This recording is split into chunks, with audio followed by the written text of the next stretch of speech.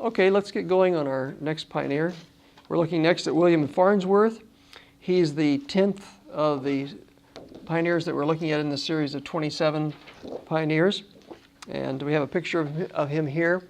Quite a robust looking man there from those early years.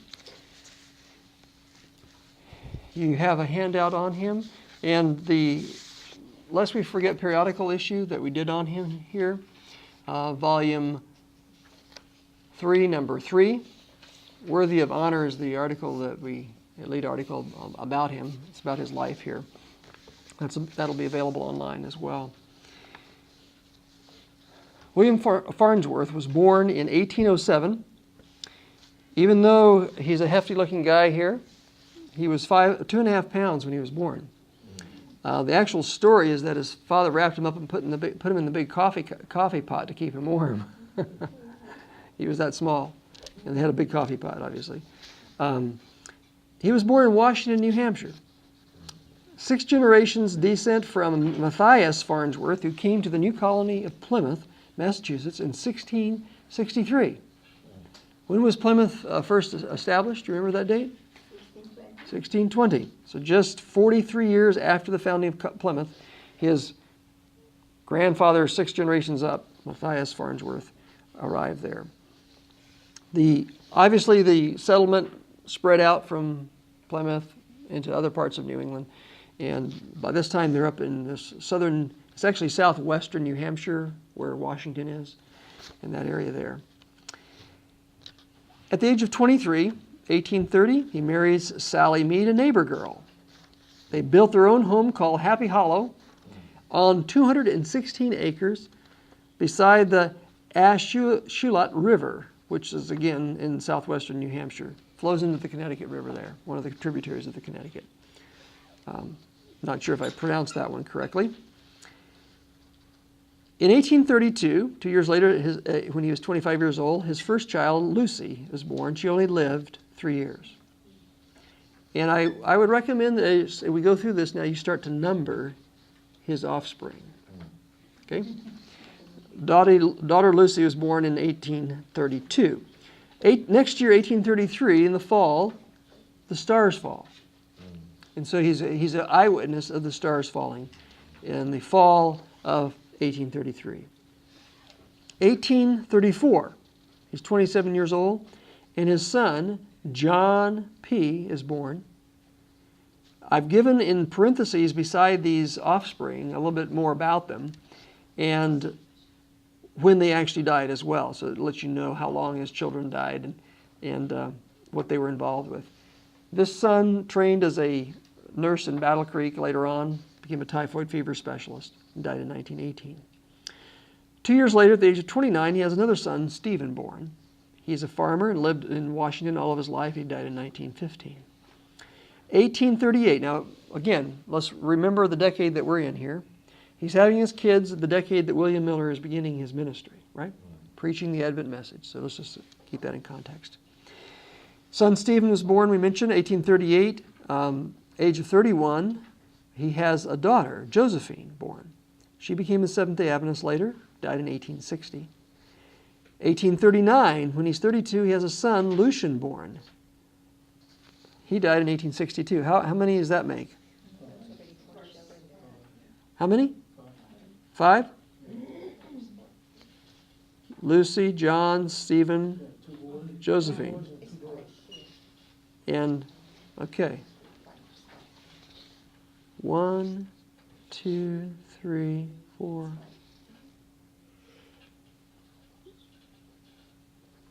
Lucian B. Lucian B is 5, right? Okay. 1841, when he's 34, he has a son, Albert. He was baptized in 1864 and he died in 1865. That same year, 1841, in addition to having a son, he joined a group of 32 neighbors, and they formed the Christian Society of Washington, New Hampshire. So you can see that they're an industrious group that organized themselves. The next year, what does that group do? 1842. When he's 35 years old, they build the Washington, New Hampshire Christian Church. Built it in April, spring of the year. Obviously, after the winter's passed, they put the church up. The story is that William would lead out in the singing. So it looks like he could have been a good singer, right? Hefty guy. By the way, we said he was 2.5 pounds when he was born. Somewhere I read a description of what he was. He was over 200 pounds and over 6 feet tall. Turned out to be a big guy. Don't remember exactly where I read that now. So that group at Washington, New Hampshire, most of them became Adventists through the preaching of Elder Joshua Goodwin. The next year, 1843, when he's 36 years old, number 7 is born, right? George W. He died in 1931. That same year, look who shows up in Washington, New Hampshire. Rachel Oakes, a Seventh-day Baptist. She moved to Washington. Again, remember Washington here is the name of a town, not a state or the District of Columbia. She moved to Washington to live with her daughter, Delight, who was the school teacher. What do you think she brought with her? Okay, she's a Seventh-day Baptist. Remember that Seventh-day Baptist thread, because we're going to look at a later pioneer. Did we have baptism by immersion yet? Maybe she brought that too. There were various Baptists involved, but not as many as we'd like to think, because sometimes they ended up being baptized later. We read about Fitch. When he was doing his meetings, they were baptizing by immersion.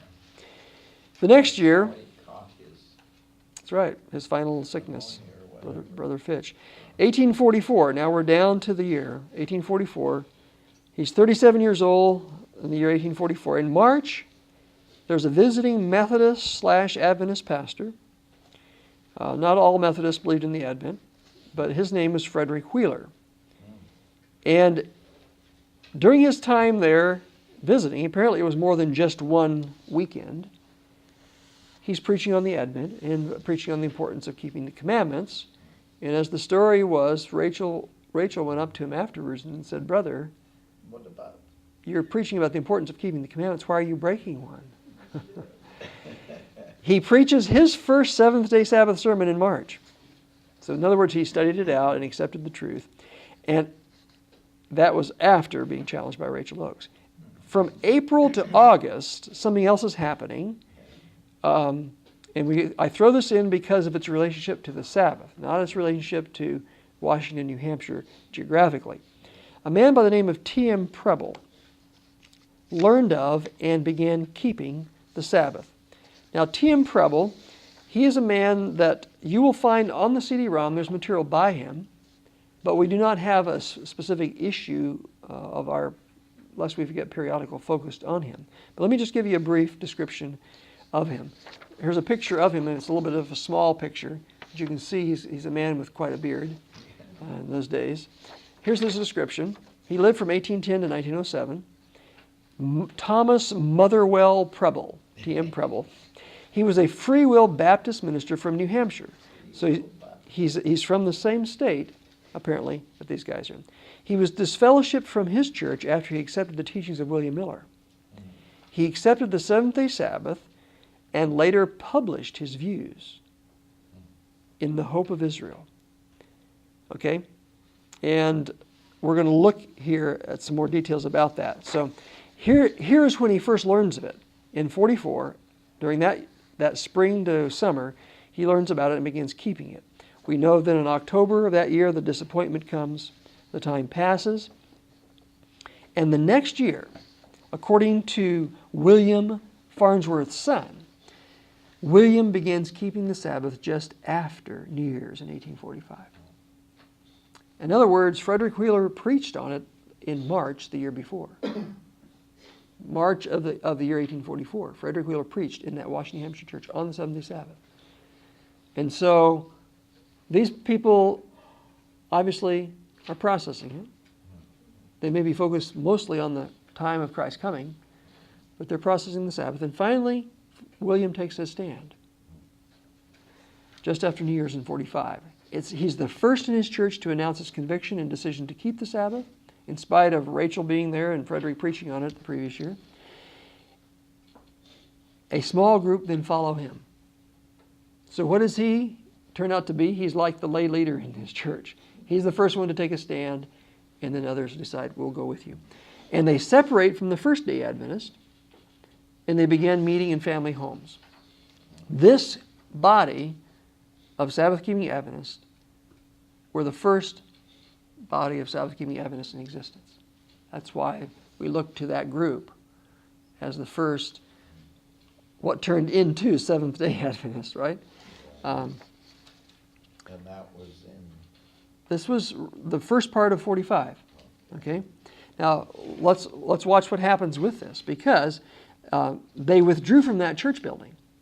The First-day Adventists kept the church building, and they started meeting in people's homes, and they met in people's homes for some time, as we'll see here.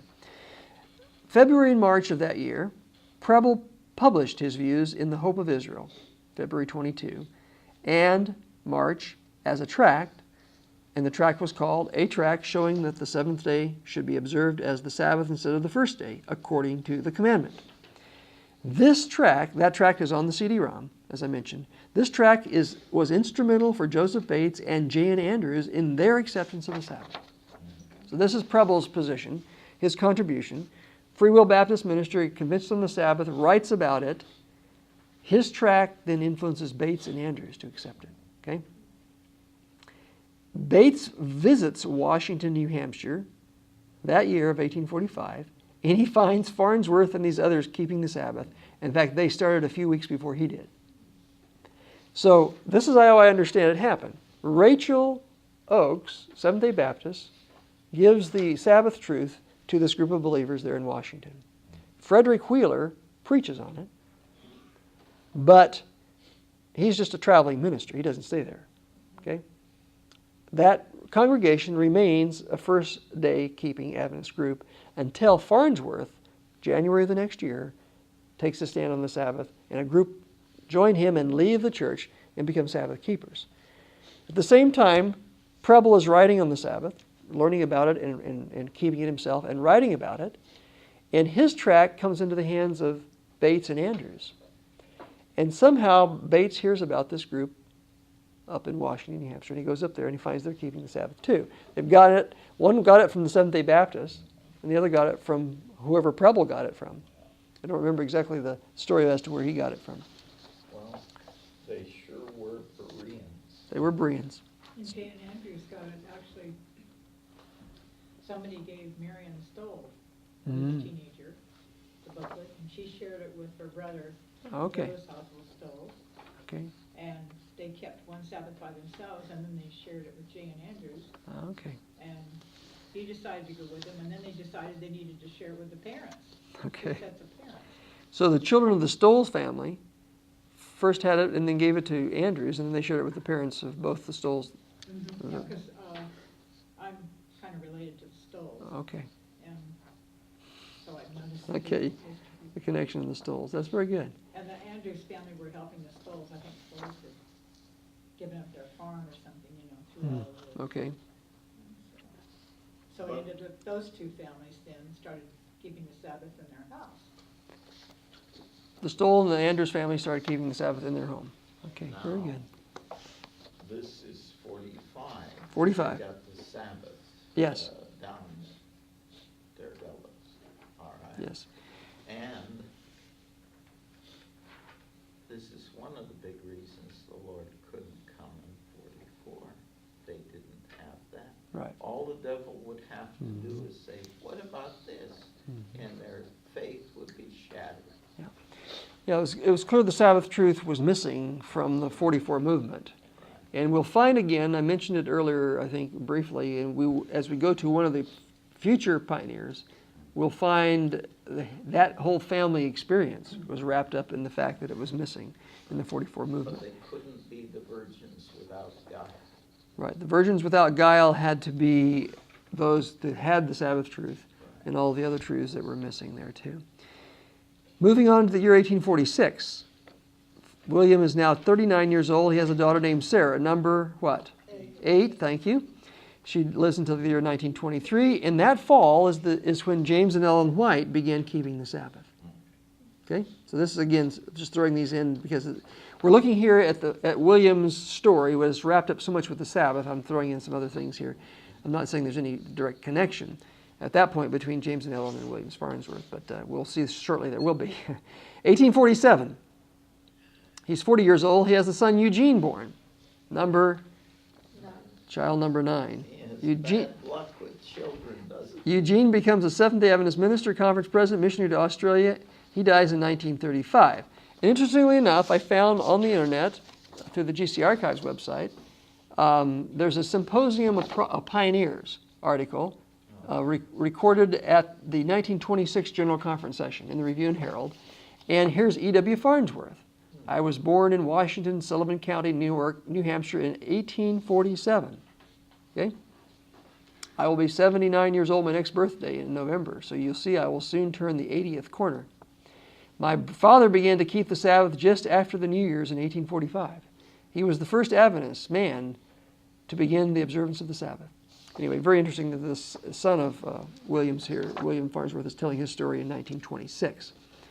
And I have some extracts, references to that. In fact, that's the article I have referenced in the footnotes, various points here.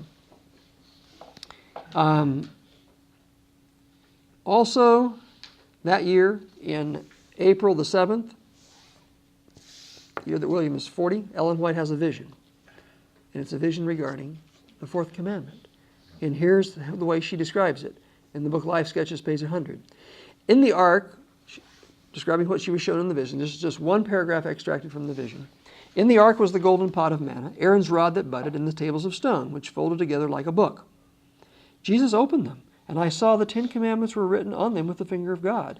On one table were 4, and on the other 6. The 4 on the first table shone brighter than the other 6, but the 4th, the Sabbath commandment, shone above them all. For the Sabbath was set apart to be kept in honor of God's holy name. The holy Sabbath looked glorious. A halo of glory was all around it. I saw that the Sabbath commandment was not nailed to the cross. If it was, the other 9 commandments were. And we are at liberty to break them all, as well as to break the 4th. I saw that God had not changed the Sabbath, for he never changes. But the Pope had changed it from the 7th to the first day of the week, for he was to change times and laws. Right. Moving on with our friend William. 1849, 2 years later, he is now 42. A son, Augustus, was born. He was baptized young, became a farmer, and died in 1937. He is number 10. 2 years later, he's 44 years old. He has a daughter, Imogene. She marries a Methodist and joins his church, and she dies in 1913, number 11. 4 years later, 1855, at the age of 48, his wife, Sally, after a 10-hour illness, dies suddenly on June 30th, leaving 11 children. Did they used to have a lot of children in those years? Yes, big families. But this was unusual, perhaps, in terms of how many. Obviously, by the time she died in 1855, her daughter Lucy was 23 years old. So she had a grown daughter by the time she died. No, Lucy died in 1835. I'm sorry. You're right. I stand corrected. Lucy did not live that long.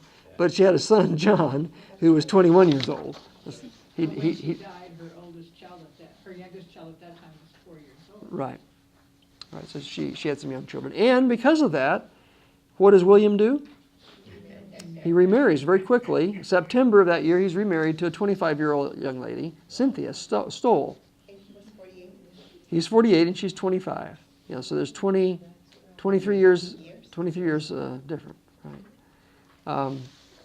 Just a few more years than Ellen White's own son and his second wife. If you look at Willie and May, was it? And both her sons had a wife that died and they married again. But Edson didn't have any children. Right. 1857, 2 years later, William's 50. He has a daughter, Loretta. She becomes the first female SDA Bible instructor. Marries a minister, A. Robinson, works in Africa and Australia. She dies in 1933. So, his first child from his second wife becomes the first female Bible instructor. 1859, 2 years later, he's 52. He has a son, Orville. He becomes a missionary to Ireland and England. Dies in 1947. 1860, I've stopped numbering them here. Let's start renumbering them here. That's number 12, 13. We're up to 14. Now, 1860, age 53, daughter Lenora was born. She was baptized later, and she died in 1873. 1861, he has two sons. I'm not clear if these were twins. It seems like they probably would be. So this would be 15 and 16, right? Sons Irvin and Benton were born. Irvin is a layman in Oklahoma, raised up churches there, died in 1907. Benton was baptized when a boy, got diphtheria and died in 1885. Age of what? 24. 1862, 55 years of age, the Christian church in Washington officially becomes Seventh-day Adventist with 15 charter members.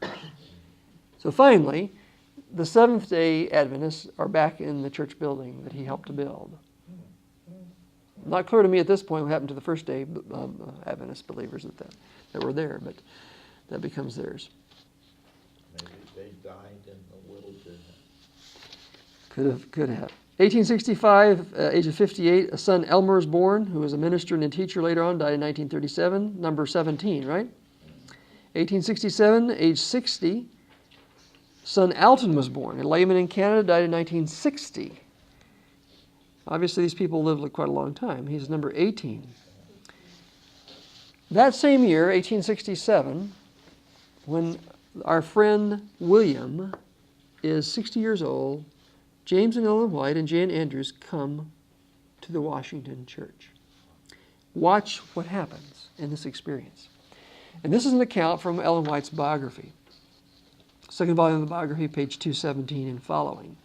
Monday, December 23. They arrived on Friday, the December 20th. Okay, they were going to preach there on Sabbath, and they began. I guess they have some good meetings. They decided to extend their stay a little bit. Monday, December 23, the meeting was held during the daylight hours in the William Farnsworth home.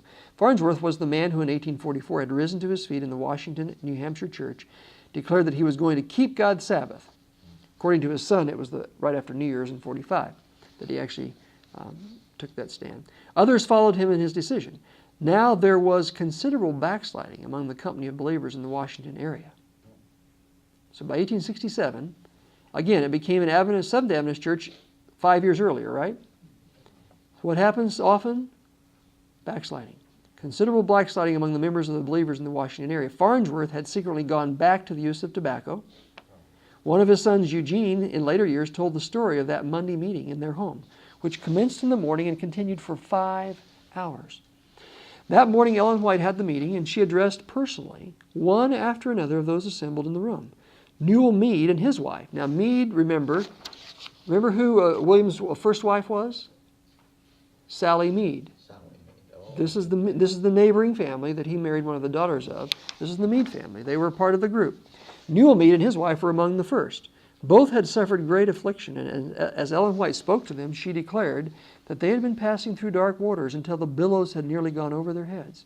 She assured them that God loved them, and that if they would only trust their ways to Him, He would bring them forth from the furnace of affliction purified.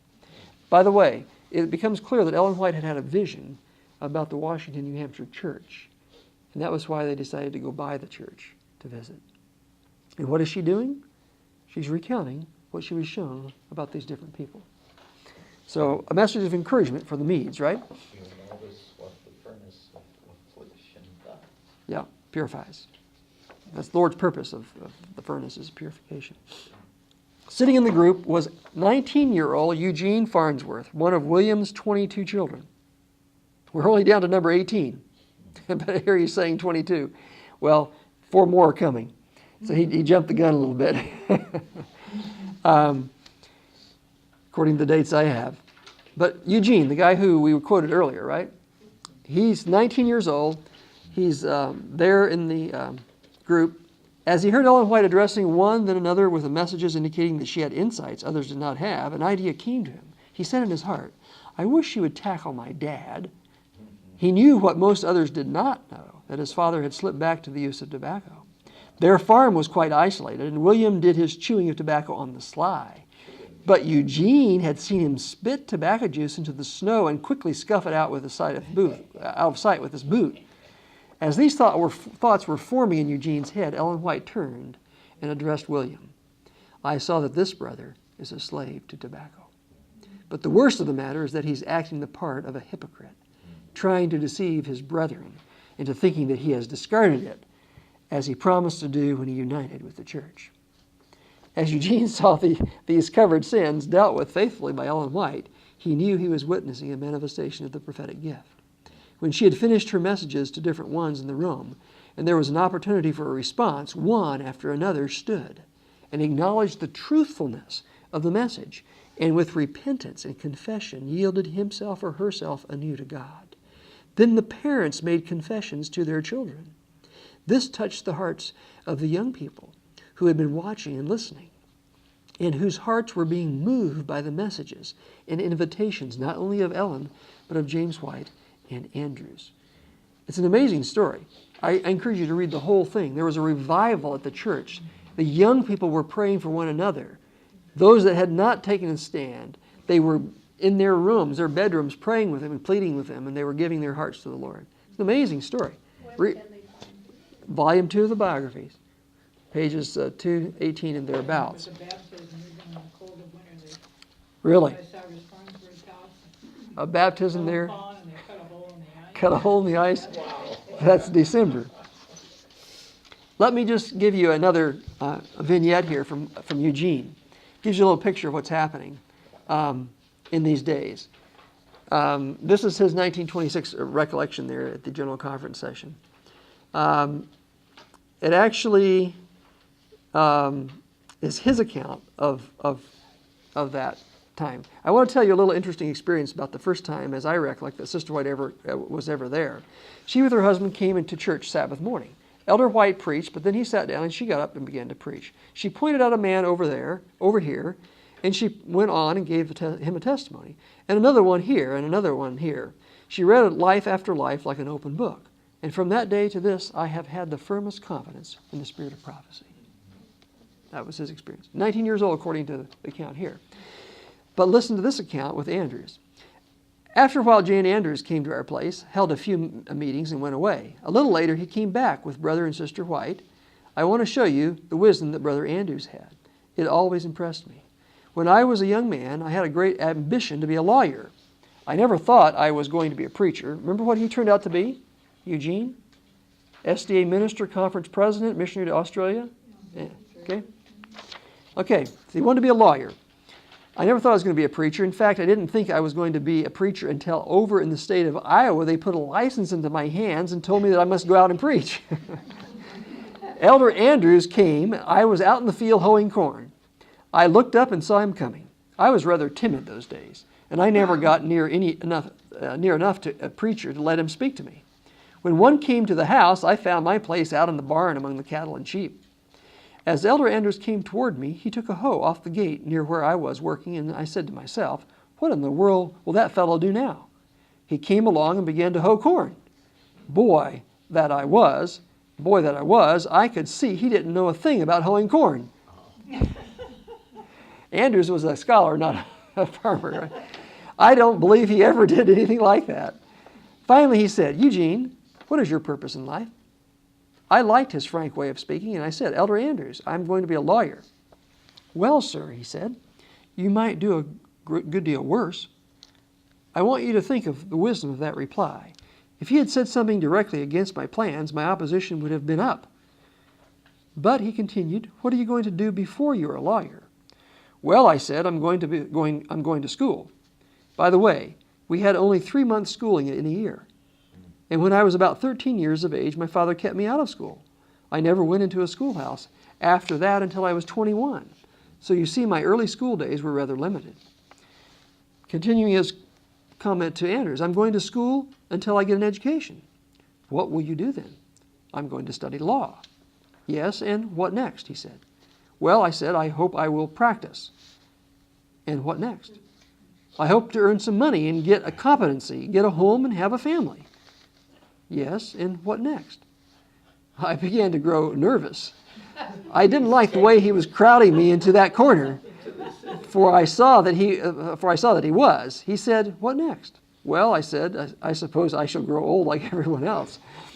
He said, what next? Well, I said, I suppose I shall die. And again he said, what next?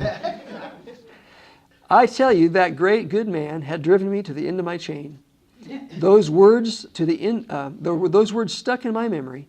Then, with his great blue eyes looking straight through me, he said, my boy, you take hold of something that will help you to span the chasm, something that will land your feet safely on the other side, where you will be safe for eternity. I have honored Elder Andrews all the days of my life. Well, I must go on almost endlessly.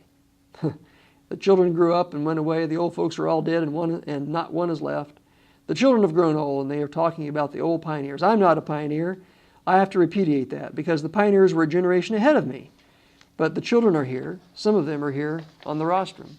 So he's telling his story there, 1926. Jay and Andrews have an uncle or somebody who's a lawyer? He had, what did you say? I think Jay and Andrews had an uncle. Oh, really? Andrews had an uncle that was a lawyer? I don't know that part of the story, but Yeah, I didn't know Andrews had blue eyes. Now I know he had blue eyes. He said his blue eyes looked right through him. Coming back to Eugene's father, William. Okay, let's wrap him up here. Not a whole lot more. This man obviously had his weakness pointed out. That December day there in 1867, slave to tobacco. He got the victory over it. He didn't like what she did to start with, but he finally humbled himself, got the victory over it, stood as a man. 1868, the next year, at the age of 61, he has a son, Melbourne. He started an academy in Canada. He's number what? 19. He died in 1914. 1870, 2 years later, 63 years old, daughter Nellie's born. She was baptized later, lived in Lincoln, Nebraska, and died in 1949. Number 20. 1872, age of 65, son Ernest is born. He was a local elder in Canada and died in 1973. Wow. So from 72 to 73 is how many years? 101 years he was when he died. Number 21. And then in 1874, age of 67, his son Merton was born.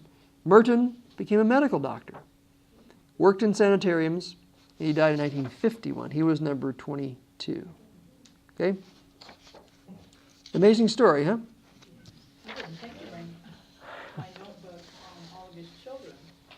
You have the notebook on his children too, huh? This is Yeah, well, this is on. this is on William just himself. on- Yeah. But I have a whole notebook on the children. We have pictures for all of them, I think, except for just a couple of them. Really, that's an interesting. Lucy's one of them. She died too early. Right. There's a book that was written. Let's see if I can find the reference here. It's 22. Right. See if I can find where that is. Here it is. It's Mabel Robinson Miller wrote a book in 1959 called William and His 22. Review and Herald. So that recounts that aspect of him. But I wanted to read this thing here too. Need to wrap up here. Another testimony of his son Eugene regarding this man. He obviously, again, 2 wives, 11 children by each wife. That's how the 22 children. He makes this testimony about his father. Father began the observance of the Sabbath from the study of Scriptures. Mother began to keep the Sabbath the same day that father began. An uncle of mine with his wife began the next Sabbath. Very soon there was a company in Washington of some 15 or 18 keeping the Sabbath. Quite a large flock of young people grew up. Would you agree? The families were large. Would you agree?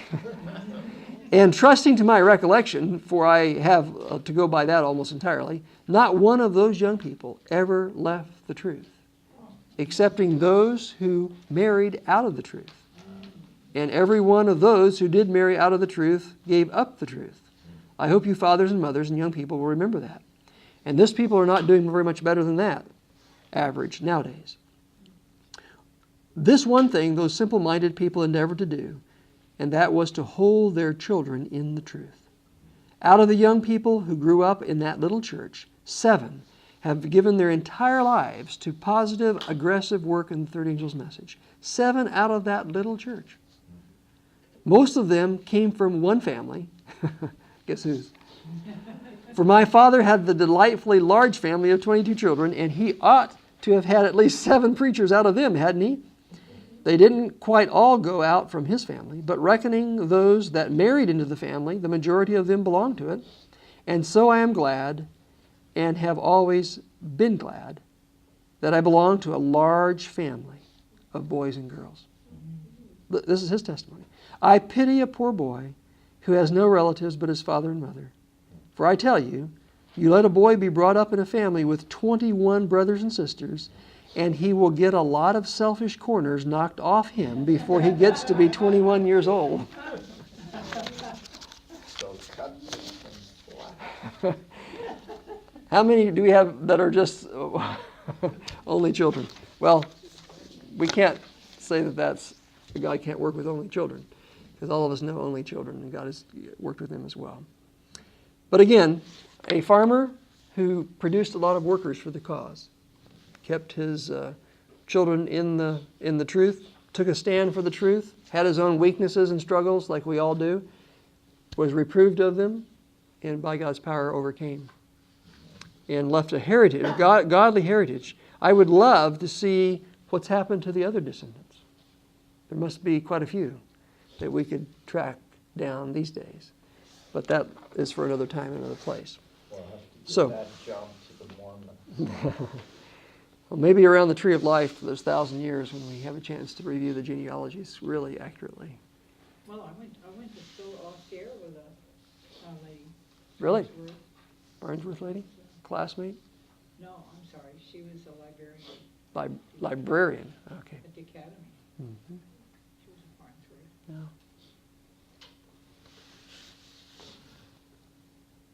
So we remember Williams Farnsworth for, number 1, the Sabbath connection. Washington, New Hampshire, the first location of a body of Sabbath-keeping Adventists.